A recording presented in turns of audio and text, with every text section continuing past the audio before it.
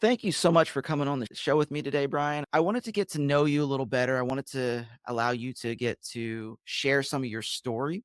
So within that, I would love to start with the fact is let's talk about some of the things that you actually do now, like that you're accomplishing and successful. And like I said, you have a talk show, radio show that is highly successful. You're a publisher. Tell me a little bit about that. And we're going to dive into some stories about that.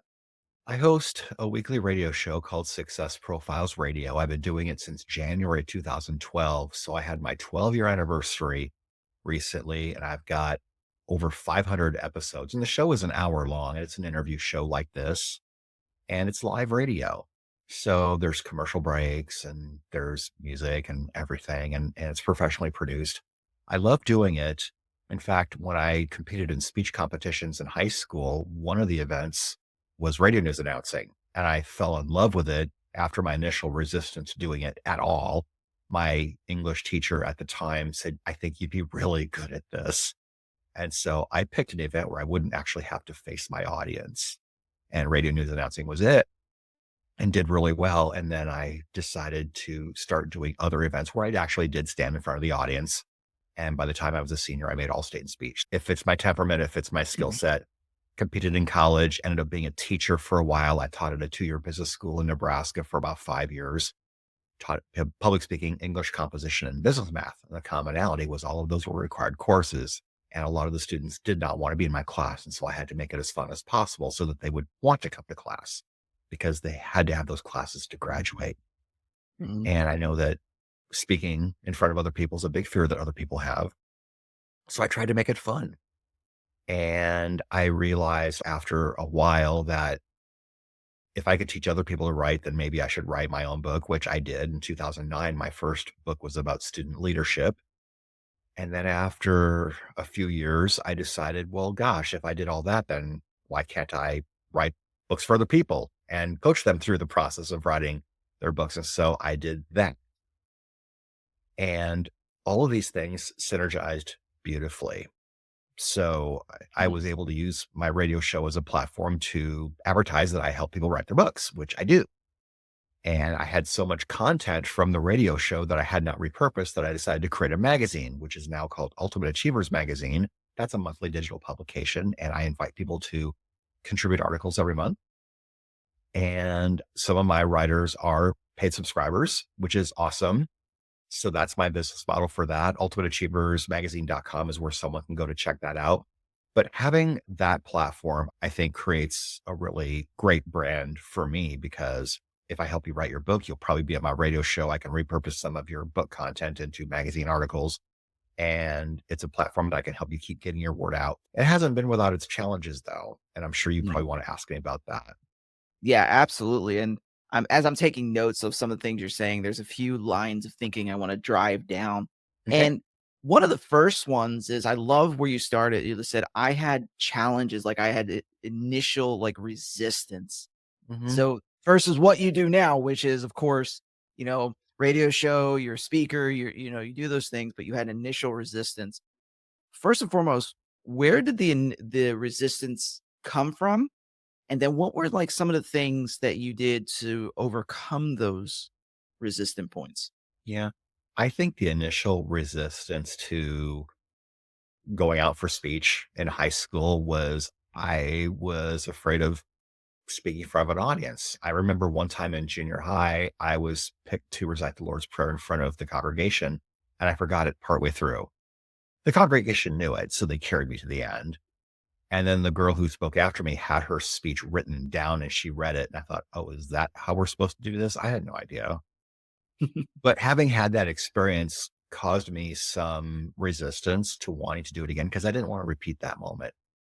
But when I found out that that particular event did not require me to face an audience, my voice was pumped into the next room with the judge and the audience. And the only person in the room with me was a timekeeper, and he would flash time cards to show me how much time I had left. And the nature of that event was you were given a bunch of news stories and you were given 30 minutes to compile a newscast, which would be relevant for an audience to listen to. And then I Hmm. had between 4 and 5 minutes to do my newscast. That was the event. So, Yeah, that's actually sounds interesting. it I was. It was fascinating. but to be behind a closed wall, that's interesting. I enjoyed it. And I got to carry that with me. When I started my radio show, I had a little bit of fear of what was I going to say. So I don't know if you're familiar with football, but when Bill Walsh coached the San Francisco 49ers in the 80s, he was very famous for scripting his first 20 plays. And a lot of coaches do this now. He had planned what the first 20 plays of the game were going to be, see what the defenses did to react to that. And then the rest of the game plan was informed based on how the first 20 plays went, which was really cool. And Yeah. so I script my first 3 or 4 minutes, and then I read my guest's bio, and then I have a set of questions that I'm not married to. Some questions I ask everybody, and other questions I ask based on what you are actually doing specifically. Mhm. So I mix it up. It's never the same show twice. In fact, I've had several people on more than once, and it's not the same show twice, even with the same person. I have to ask them what they did 5 years ago if they're on again, because we already did that. I'm asking Right. them about what they're doing now and the growth they've had and how they're serving the world differently. In fact, I have one guest who's been on 7 times. He's my most frequent guest. I've had a couple of guests on maybe 4 times. Okay. Yeah. So that's actually really, really cool. And you had mentioned people who work with you, whether it be publishing or whatever, have opportunities. So for the listeners out there, working with Brian will give you opportunity for the show. So, and all of that information on how to get them will be in the show notes that you Mhm, can download from the show. mhm, So here's an interesting question. Now, I'm on the end of I never shut up in school.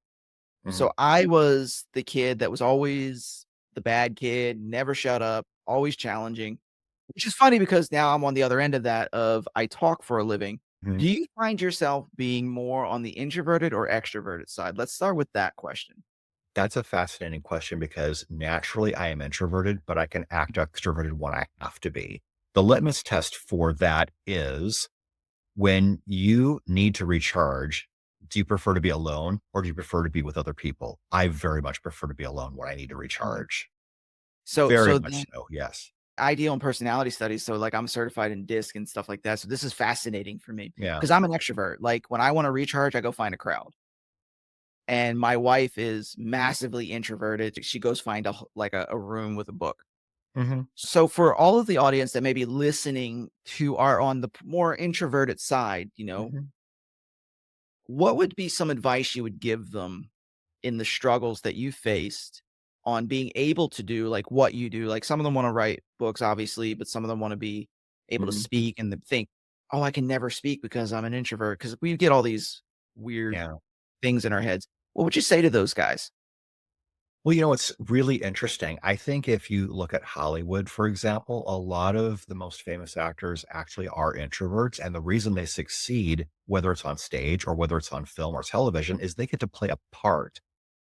They don't have to be who they are. They get to Mm, play a part. So it's what Todd Herman talks about as the alter ego effect. And so for me, when I do my radio show, I'm just playing this part of a radio show host. And I love it. I don't give my host a name because I just use my own name on the show. right. I think that's one mistake that a lot of hosts make when they have their own podcast. Mm, They make it about themselves and not their guest. The people I know full well, my audience is usually listening because of the guest who's there. Now, I do have a core following of people who want to hear what I'm doing because it's me, mhm, but a lot of the brand new listeners aren't there for me. They're there because their guest brought that audience. And sometimes some of those people will stay around. But I think for me, it's about just getting started. You know, the whole idea of 20 seconds of courage. Darren Hardy was on my show a long time ago, and he talked about how when you're afraid to do something, all you need is 20 seconds of insane courage. If you are mm, going on stage to speak for an hour, you don't have to have that insane courage for an entire hour. You just need to be insanely courageous for the first 20 seconds. mm, And once you are there, you are in flow, and now you can just do what you do. It's mm. just getting started that's the hard part. So get started and be consistent. That's one reason why my show has been around for so long is because I choose to be consistent. Most shows don't go beyond 7 episodes. I don't know if you knew that, but No, it's I because did. yeah, but it's because people don't stay committed. You may not have much of an audience at first. I don't have any idea how big or small my audience was, but I do know at one point during my first year, I had someone who was very high up in the Visalis organization, multi-level Mm. marketing. She brought her whole audience to listen.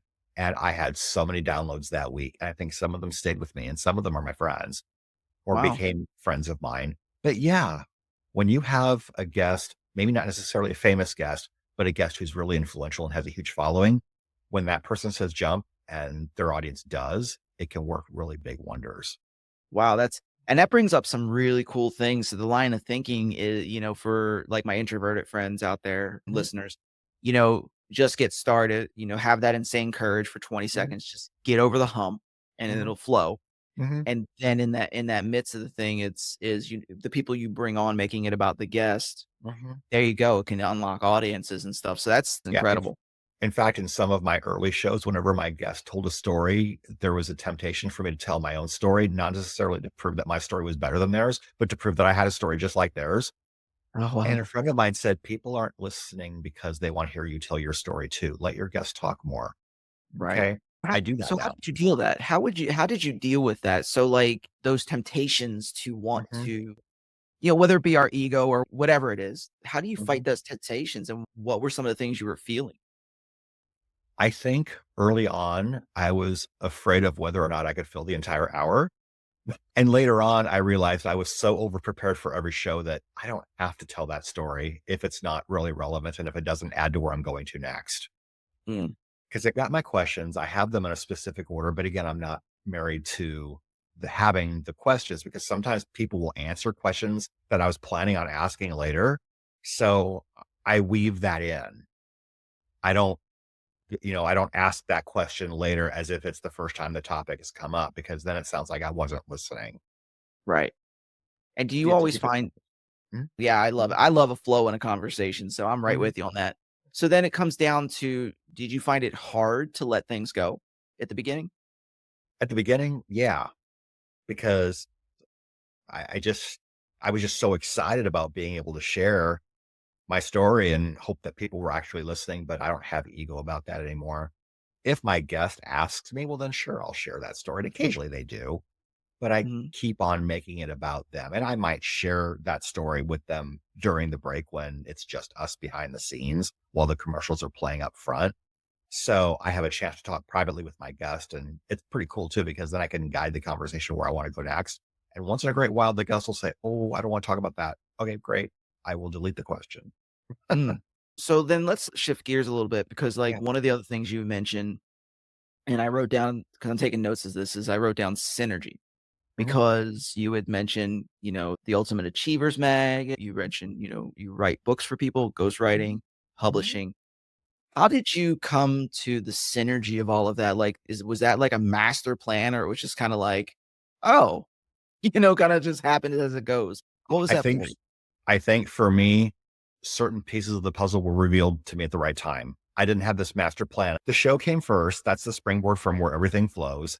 And then I realized after, a few years, gosh, I've had so many great interviews. Why don't I turn that into a book? And so I did 2 volumes called Success Profiles Conversations with High Achievers. The first of them was published by Morgan Games Publishing. And so I picked the very best 12 interviews from my show and compiled that into a book. And I wrote an intro chapter introducing everybody, and that did pretty well. Then I did volume 2, and I've got enough that I could probably do 30 or 50 of those books, but I don't want to do that many. And then I realized, well, how else can I repurpose some of this content? A monthly magazine became a thing. Mm, And so it was just deciding on the revenue model and really honestly deciding on a revenue model for my show because my show didn't make money for a long time.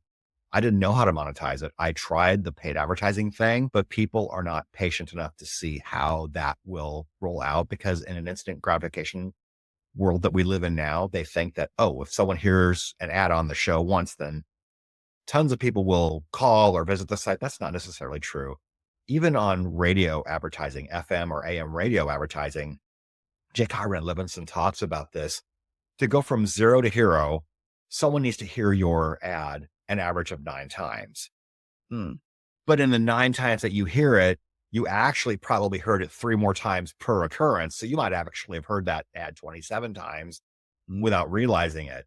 And there's that whole idea of, well, gosh, if they're advertising on the radio, they must have something going on. People must be buying this. Maybe this is the right solution. So I'll inquire. People don't have the patience for that. And so here's my little pro tip. And I got this pro tip not only from one of my coaches, but also from somebody who was on my show, my guest list is a great lead list. Mm, Now, of course, you don't treat your guests like they're a lead in your funnel. right. Because that there's something really creepy and inhumane about that, really, if you think about it, because I wanna treat people with the respect that they deserve, but I didn't realize for a very long time that, well, gosh, maybe some of these people on my show who haven't written a book, maybe they should. So maybe I should start asking. In Right. fact, in the beginning, I used to only have people on my show who have written books because for me, that was evidence of their journey, and I actually turned down guests who didn't have a book yet. That wasn't Mm, very smart. But that's what I was thinking at the time, and then now after a while, I don't really care if someone has a book or not because I can find enough things about them to talk about and ask them interviews that they've done elsewhere first. mhm, And most of my guests now come from PR agencies, and so they send me links to interviews and they give me their one sheet and they give me suggested questions. When someone suggests a set of questions, most of the time they're very terrible and they're very self-serving. So I write my own questions. So that my questions will be much better than yours. I don't tell them that obviously, but it's the truth.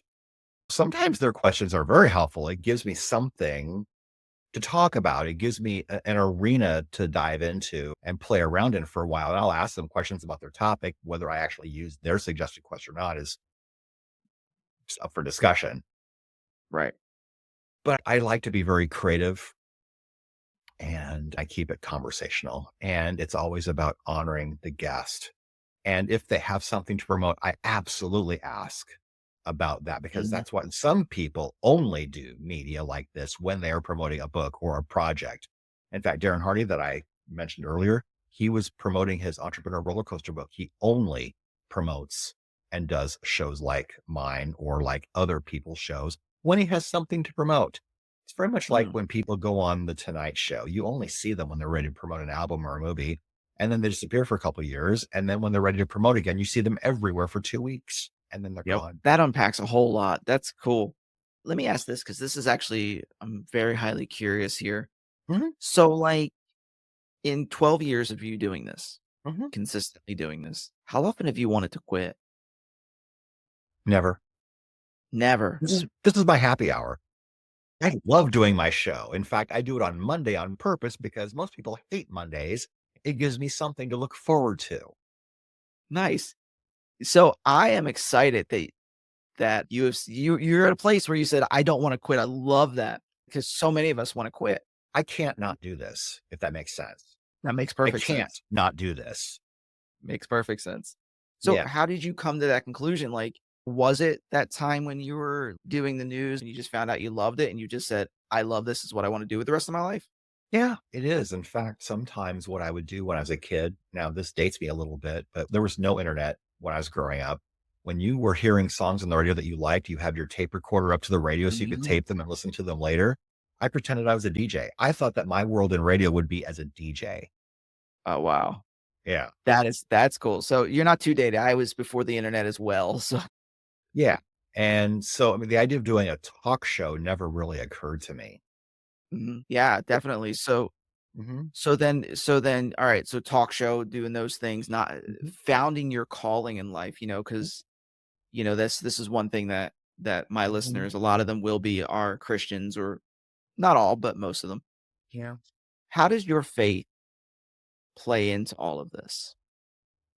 I love that. In fact, sometimes I ask people how important their faith is to them. If during my research I find out that their faith is very important to them, I will ask them that. Mhm. And in fact, one of the questions I ask at the end of my show is who inspires and motivates you? There was one time where 3 weeks in a row, the guest said Jesus. I'm like, oh, I love Mm. this answer so much. But my faith is really important. In fact, I run a clean show. I don't allow curse words. And if I know that I have a guest who does like to curse, I will say, I tell everyone this, but you can't say bad words on my show because this is a family friendly show. Oh, okay. Well, that gives me hope because I don't like the language either, so cool. Yeah. I like that. Mhm. Mhm. Who inspires you? It's interesting. I will give an answer that one of my guests gave me a long time ago. And at first I thought it was a little ego centered, but when he explained it, it wasn't. Okay. I'm inspired by the future version of who I'm going to be Okay. because my Unpack that a journey's little bit more. my journey's not done yet. There are lots of things that I still want to do in my life before I'm done. And so I'm inspired by what the future holds for me and what God has in store for me. I know That that if he's planted a dream in my heart, he's going to find a way to make it come true. that's awesome. So what is one of the major things you want to accomplish over the next 10, 15 years? I want to turn my radio show into a TV show. Oh, that's awesome. That would be amazing. Did you already scope out the channel you wanna be on? There are things I can't talk about. There are some things that are potentially in the works. I know Mhm. someone who's well connected in the entertainment space, and Okay. he has lots of connections to things like that. I have ideas about where I would love my show to land. I would love my show to land on a channel like CNBC. That's wonderful. Now, would you follow the same model that you're doing, or Be do you want very I think it would be very similar to what I'm doing now, although there might be a Tonight Show element where I have some fun with my guests, okay, maybe do little contests or quizzes or whatever, but I wanna keep it serious and kind of professional too. I don't want it to get silly, although silly is fun, but I don't want it to mess up the vibe of what I'm trying to create. okay. So, man, I first and foremost, thank you so much. This has been a great conversation. Like, I'm enjoying this a lot, and I have Me too. so many curiosities that are happening here. So, I'm looking over your bio here as we're talking, and it goes into, TV shows and stuff, and it said you were featured on the show The List. Yeah. Tell me about that. Like, what was that experience Yeah. like? Have you heard of The List? I have not actually. Okay. Well, it ran for 5 seasons, it's no longer on the air, but basically the show would highlight people who had expertise in something, and then they would give a list of things to be like, for example, my segment was 3 things you need to know to write a book. Mhm. And so they interviewed me in advance and then they spliced my clips with stuff that they created. So it wasn't just them straight up interviewing me, although they did that in the prep work, but they would Right. splice clips of things that I said to fit into the way they created the story. And it was really cool. In fact, you can see that clip if you go to my site, writeabookforyou.com, spelled all the way out. At the very bottom, you can see the clip where I was on the list, and it's 2 minutes and 15 seconds. It's very short, but I'll Mhm. tell you what, the day that it aired, there were, I think, 3 segments the day that my show aired live, and it was on our local ABC channel. They teased one of my clips at the very beginning of the show. Now, they ran my segment second. I think Mhm. maybe there wwere 4 stories that they ran because it's a 30-minute show. But anyway, they ran my show second, and then I turned the TV off because I didn't need to see it anymore. I saw my Mm. stuff and I'm done. Yeah. That's But it. yeah, that's it. But that clip is on the page, writeabookforyou.com, and it's at the very bottom of the page. I'll make sure to add that to the show notes as well. I'm excited. I'm gonna run after and go check it out. Did that actually being on that show, did that help you boost some of your stats? Do you You know? weren't allowed to promote anything, but they did show pictures of both of my profiles, Conversations with High Achiever books. I sold some copies the day that it aired. Within 24 hours after that segment aired, I did sell a few extra copies of both of my books. So Nice. that was a nice little bump, but I wasn't allowed to promote, "Hey, I'm a ghostwriter," and, "Hey, I run a show and I do a magazine." That wasn't allowed. Okay. So then, man, that's I'm just excited about the TV show. I think I Yeah. wanna be on a TV show. Actually, there was a portion I wanted to be an actor, but we'll see if Mhm. that ever happens. So as we kind of land some planes here, and one thing I would ask, like, so the audience, most may be Christians, some are not, entrepreneurial types. What is some advice that you would give them if they were like, if you were just starting out again, what advice would you give these guys to say, "Hey, you're starting out, here's something you can do." I think I would probably get started a lot sooner. Mm, I tend to not make quick decisions. I'll be presented with an idea and I'll sit with it for a while. And of course, I'll pray about it too, but I'll sit with it for a while. But once I'm committed to something, I am all the way in. And I think I mm, wish I would have believed in myself a little bit more early on because I am my own worst critic and sometimes I am my own greatest enemy. No, because I think that everything happens the way that it's supposed to. Everything is divinely orchestrated. It's never too late. for God's plan to come into action. I I love mean, that, and I live that too. I started my radio show when I was in my 40s, and so if there are people younger than 40 and you think, "I have no idea yet what to do with my life," don't despair. Colonel Sanders didn't start KFC until after he was retired. He was in his So 60s when he got the idea of selling a chicken recipe to restaurants and earning some kind of a royalty deal off of that, and he finally got someone to say yes, and then it all took off, and he started his own restaurants after that, so he was very late in life. so I'm excited because that's encouraging me because 'cause I'm in my 40s, and here we are at Mhm. my new show. So I'm Yeah. excited about that. What is as this would probably be one of the last question or 2 as we close down, and love to have you back on at some point. What is a book, since you're an author, you're a publisher, what is a book that you say every person needs to read? I love The Success Principles by Jack Canfield. That's a really great book, and there's another book that I really like called The Aladdin Factor by Mark Victor Mhm. Hansen and Jack Canfield. Okay. I've read the physical version a couple times, I have it on Audible, I've listened to that a couple times, and in fact, I don't remember if it's still on YouTube for free or not. I've listened to it on YouTube for free, but maybe it's not there anymore. That must be why I decided to spend a credit on Audible and read it there. That way I know it's always there. Awesome. Yeah. I see a trend here. You like Jack Canfield. I see I a do like trend. Jack Canfield. Yeah, I do like Jack Canfield. I like Mark Victor Hansen. I like Tony Robbins. I like Dennis Mhm. Waitley. And I listen to Grant Cardone. I mean, I have some of his books, but hearing it in his own voice is you'll run through a wall when you listen to him. Mm. I'll have to try that. Now he's a hot topic lately, so that could be He is. another conversation. Yeah. So, but Brian, thank you so much for being on the show, the conversation. I think it was great, and I appreciate you and the suggestions you were making. How can people find you? Let's hit that up before we go. Okay. Well, you can find me at briankwright.com. You can also go to writeabookforyou.com to learn more about what I'm doing. And at the Mhm. bottom of that page, you can get on my calendar if you want, or if you just want to go onto my calendar separately, it's callwithbrian.com. And again, to check Awesome. out the magazine, it's ultimateachieversmagazine.com. So a number of places you can find me. So make sure, guys, that you guys who are listening, go ahead and check it out. Jump on a call if you wanting to write a book, think about writing a book, or have a book in your future. Mhm. This is the man to call, and make sure you do that. And of course, check out his events page and find out what he's got going on presently, depending upon when this episode is released. So, Brian, again, thank you so much for being with me and having a great conversation. Thank you, Jim.